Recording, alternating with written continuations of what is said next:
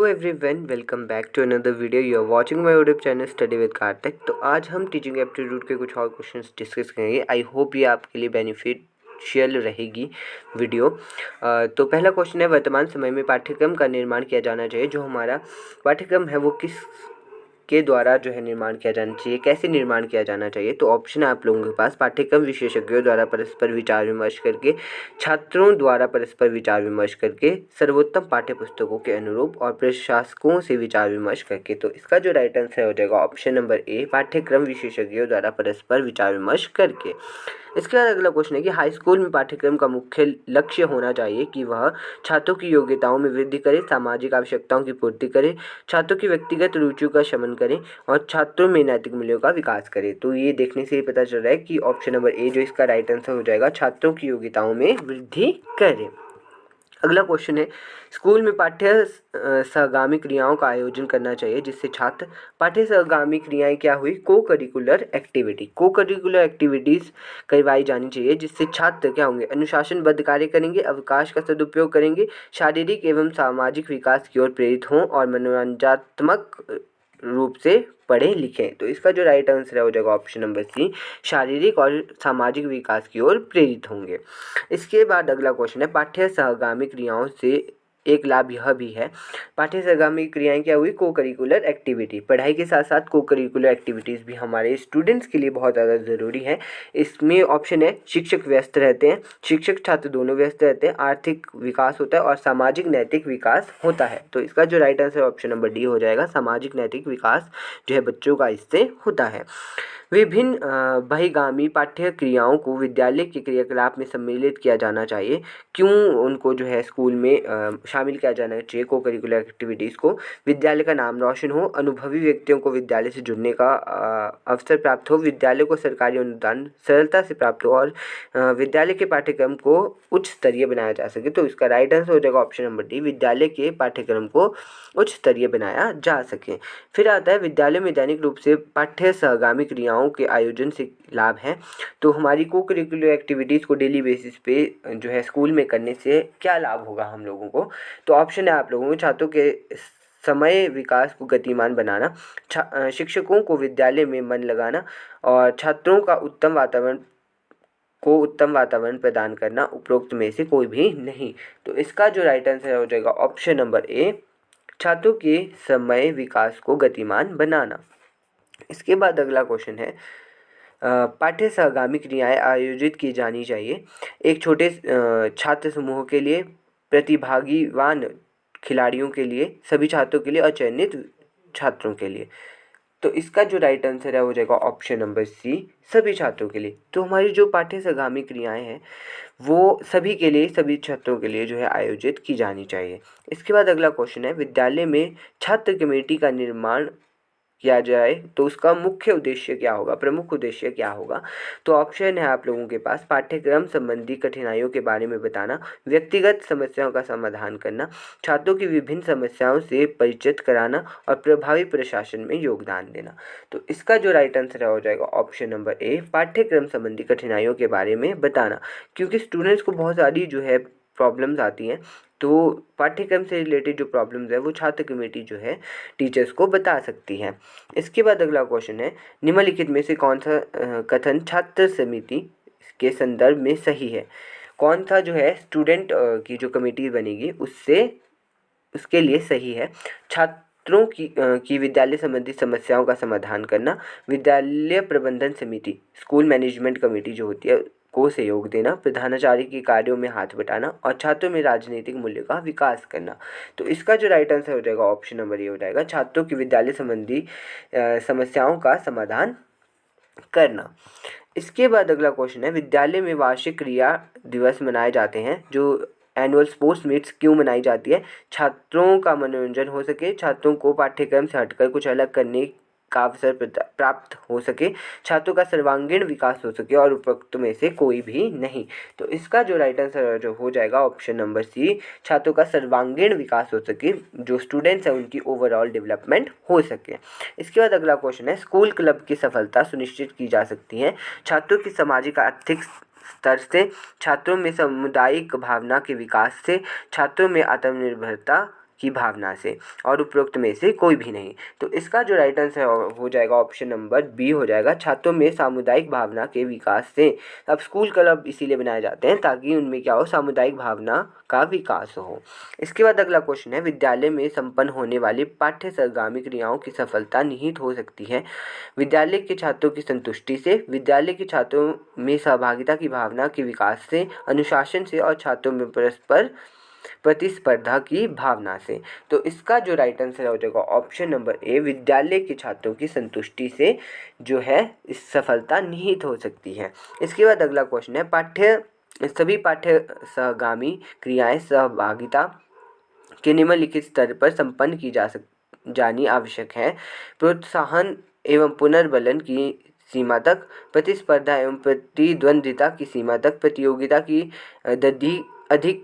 अधिक वृद्धि तक और हतोत्साहित किया जाना चाहिए।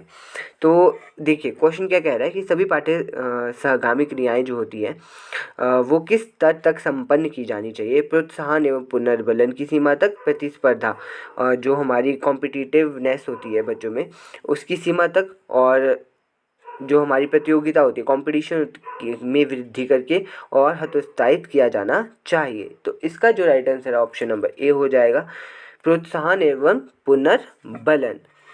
रीइंफोर्समेंट जो है बच्चों को दी जानी चाहिए, प्रोत्साहन दिया जाना चाहिए और मोटिवेट किया जाना चाहिए उस सीमा तक जो है पाठ्य सहगामी क्रियाएं अच्छी हैं, आवश्यक मानी जाती हैं।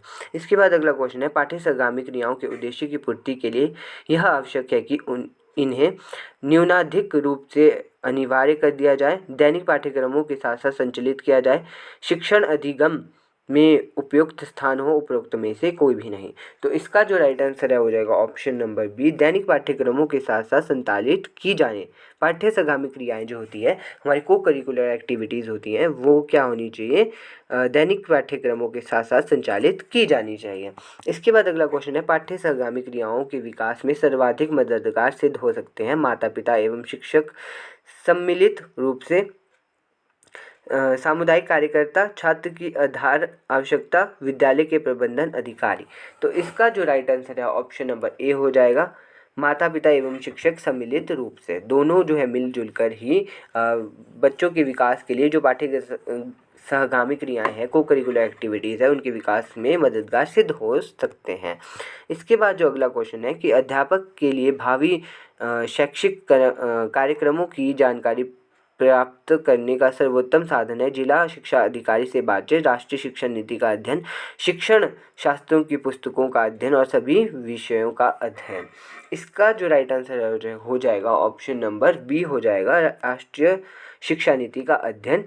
तो जो भी कार्यक्रम चलाए जा रहे हैं वो कैसे हम आपको पता चलेंगे, जो हमारी न्यू एजुकेशन पॉलिसीज़ होगी उसमें जो है जो आगे कुछ भी प्रोग्राम चलाए जाने हैं उनके बारे में बताया जाता है।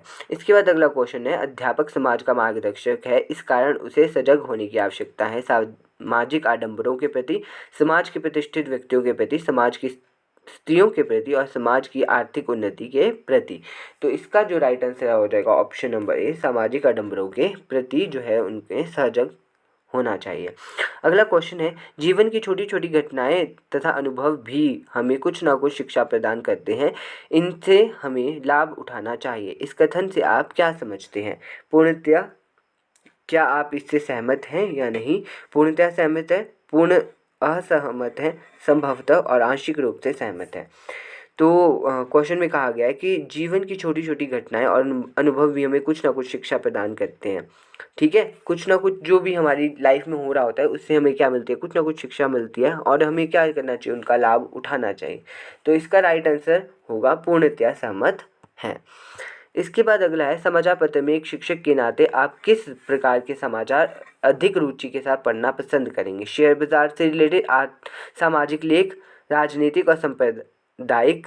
तो इसका जो राइट आंसर है हो जाएगा ऑप्शन नंबर डी, सांप्रदायिक। सांप्रदायिक जो भाग होगा न्यूज़पेपर का वो हम जो है सबसे पहले पढ़ना पसंद करेंगे।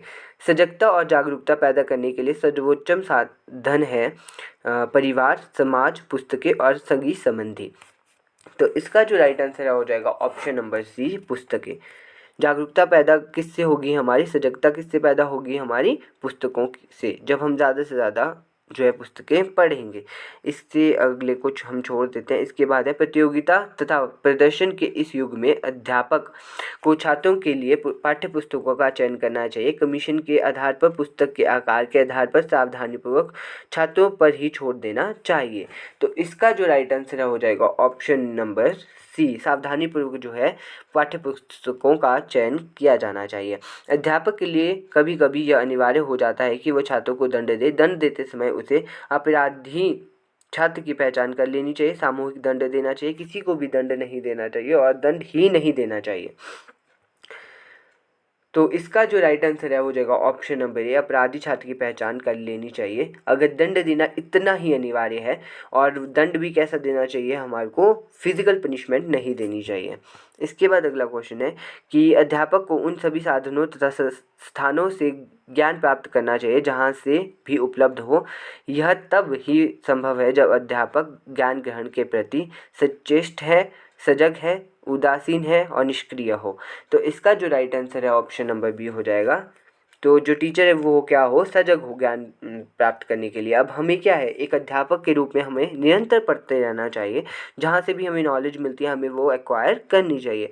इसके बाद अगला क्वेश्चन है, समाज के सामुदायिक कार्यों में शिक्षक को खुलकर भाग लेने से क्या लाभ है। वह समाज का अध्ययन अति निकट से कर सकेगा, वह समाज में सम्मान प्राप्त कर सकेगा, उसे आर्थिक लाभ होगा, उसे सब जान जाएंगे। तो इसका जो राइट आंसर है वो हो जाएगा ऑप्शन नंबर बी, वह समाज में सम्मान प्राप्त कर सकेगा। इसके बाद अगला क्वेश्चन है, मताधिकार की आयु घटाने से नवयुवकों में नव चेतना और जागृति आई है, यह सच है।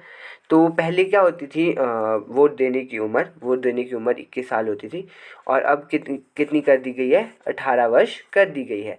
तो इससे क्या आप समझते हो कि बच्चों में क्या हुआ है, जो नवयुवक हैं उनमें चेतना आई है या नहीं आई है। तो ये आप लोगों का पर्सनल आंसर होगा, और मेरे हिसाब से जो है ये सत्य होना चाहिए।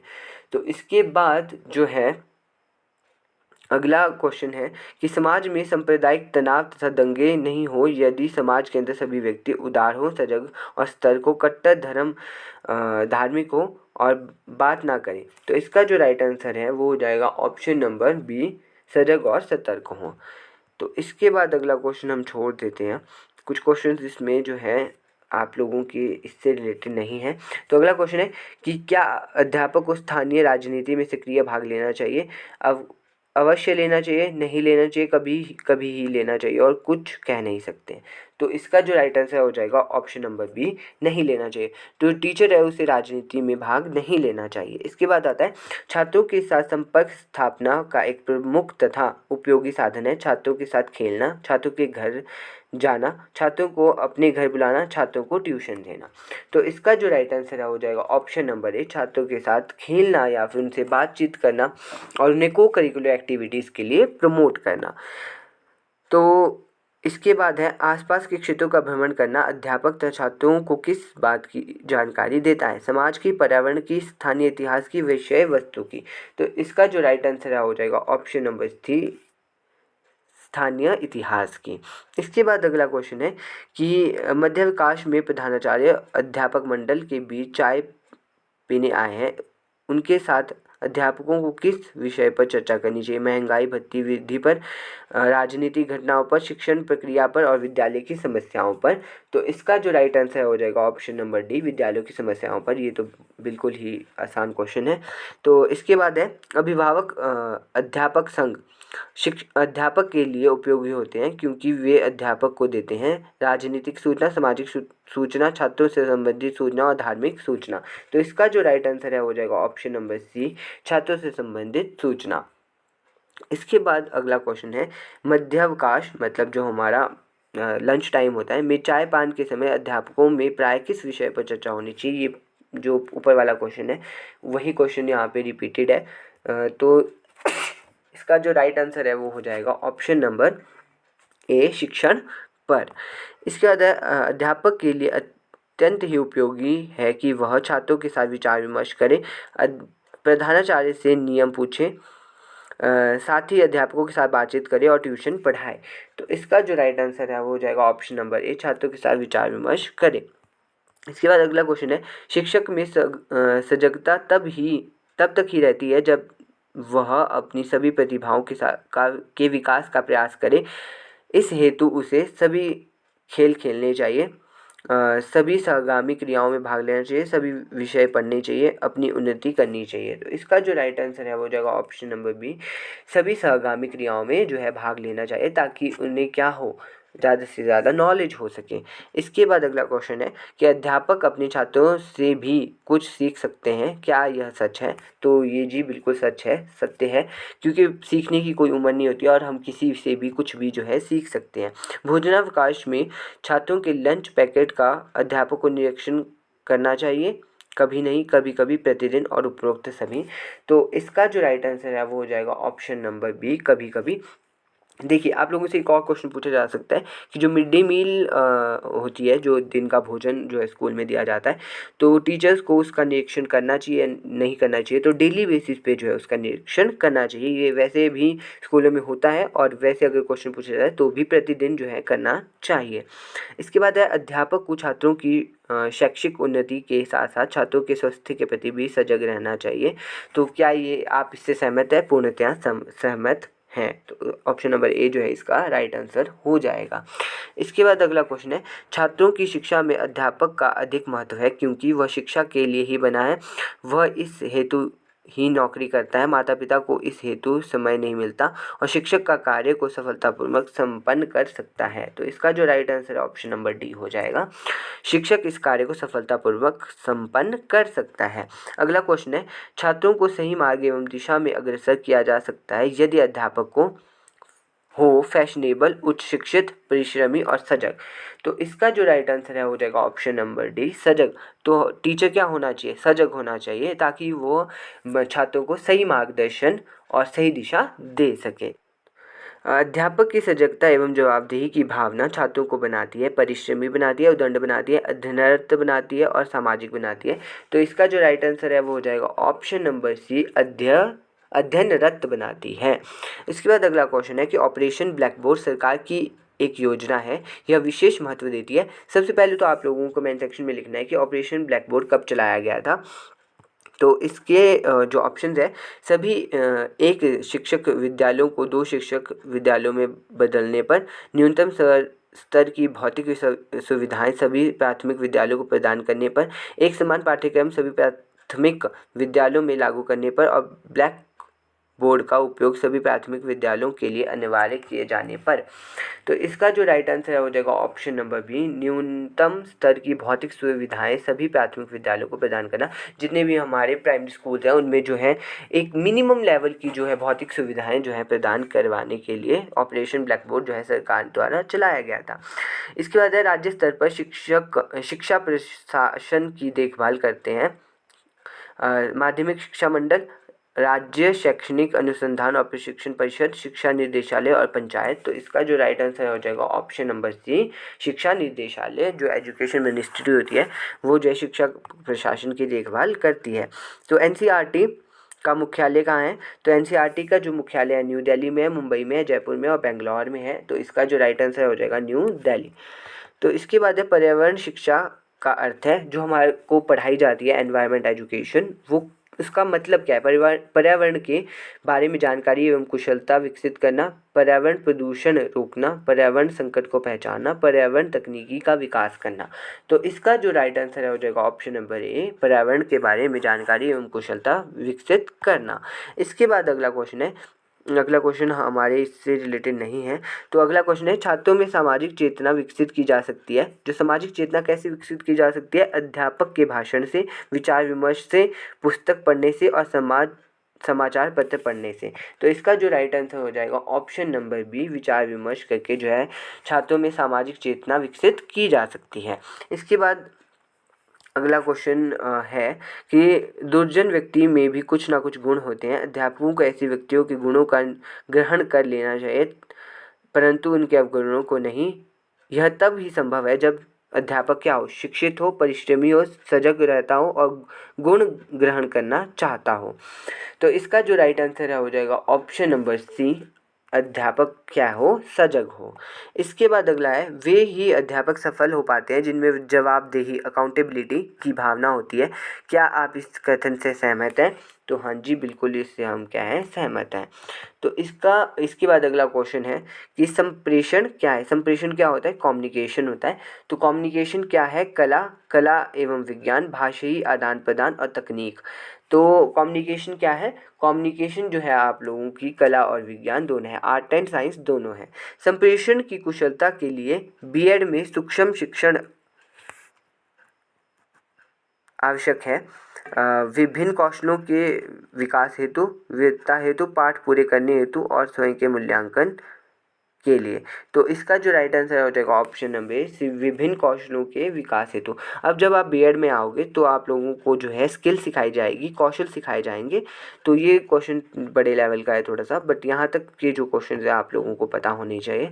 तो इस वीडियो में इतना ही। आई होप आप लोगों को जो है समझ आया होगा कि कौन से क्वेश्चन को कैसे जो है हम सॉल्व करेंगे। So that's all for today.